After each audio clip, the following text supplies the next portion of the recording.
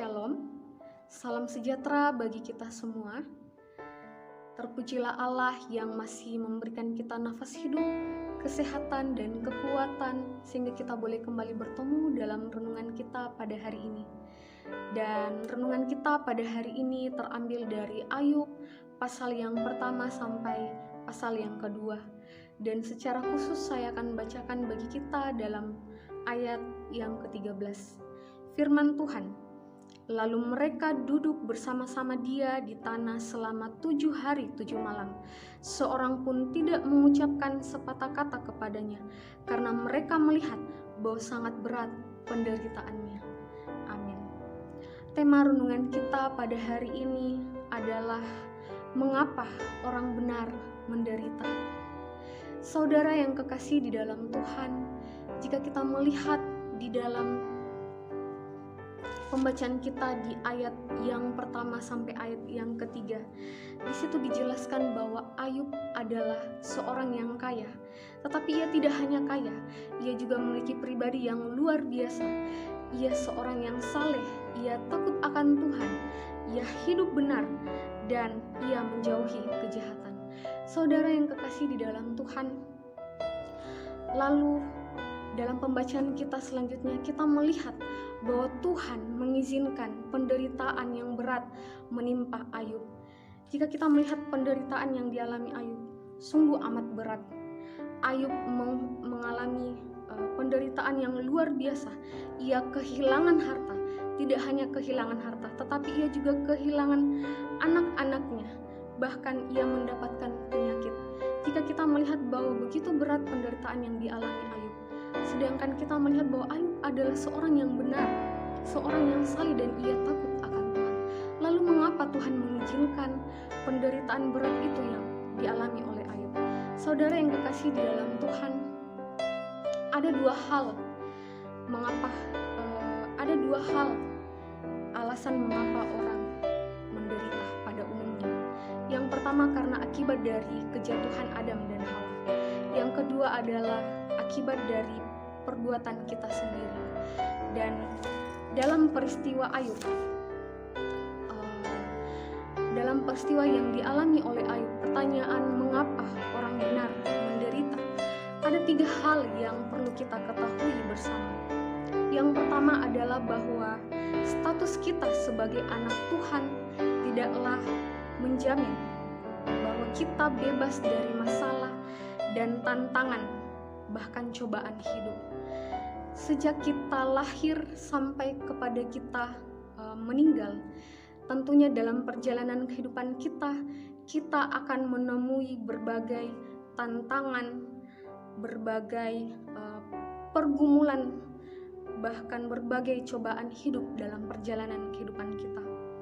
Namun satu hal yang harus kita ketahui bahwa segala sesuatu yang terjadi dalam hidup kita, semuanya itu ada dalam kendali Tuhan. Semua terjadi atas izin Tuhan. Jika kita melihat pembacaan kita di situ menemukan bahwa ketika iblis mau mencobai Ayub, dia harus meminta izin Tuhan terlebih dahulu. Ini menunjukkan bahwa iblis pun tidak mampu berbuat apa-apa tanpa izin Tuhan. Dan jelas bahwa Tuhan akan terus melihat kita. Tuhan lah yang akan memegang kendali, bahkan dia akan selalu memegang kendali kehidupan kita. Nah, hal yang kedua adalah mengapa orang benar menderita. Saudara yang kekasih di dalam Tuhan, ini adalah ujian iman. Seperti halnya emas, supaya emas itu semakin murni, maka emas itu harus terus dilebur di dalam api. Seperti halnya juga dengan iman. Untuk memperoleh iman yang murni, maka iman itu harus diuji. Tuhan menguji iman kita melalui masalah yang mustahil untuk diselesaikan, melalui doa-doa yang tidak terjawab, bahkan melalui janji-janji yang tertunda, bahkan tragedi yang tidak masuk akal.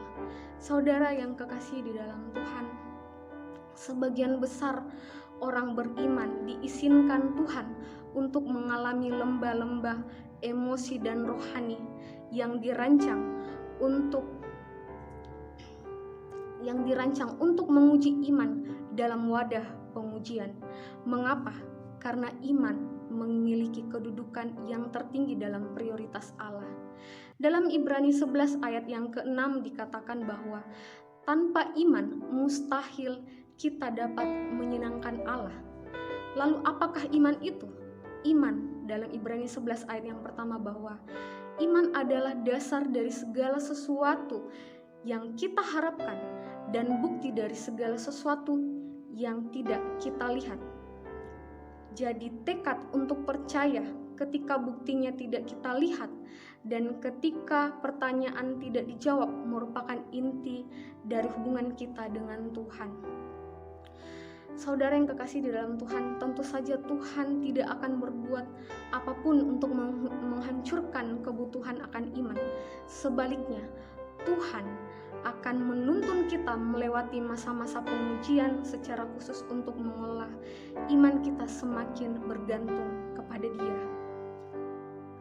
Saudara yang kekasih di dalam Tuhan, hal yang ketiga, mengapa orang benar menderita? Karena kehidupan yang terus berpaut kepada Allah meskipun dalam penderitaan akan berujung kepada damai sejahtera. Dalam pasal yang ke-42 di situ kita melihat bahwa kisah Ayub berujung pada kebahagiaan. Tuhan memulihkan kehidupan Ayub. Bahkan Tuhan memberikan kepadanya 2 kali lipat dari semua kepunyaannya dahulu. Saudara yang kekasih di dalam Tuhan, sangat jelas firman Tuhan bahwa mengapa orang benar menderita.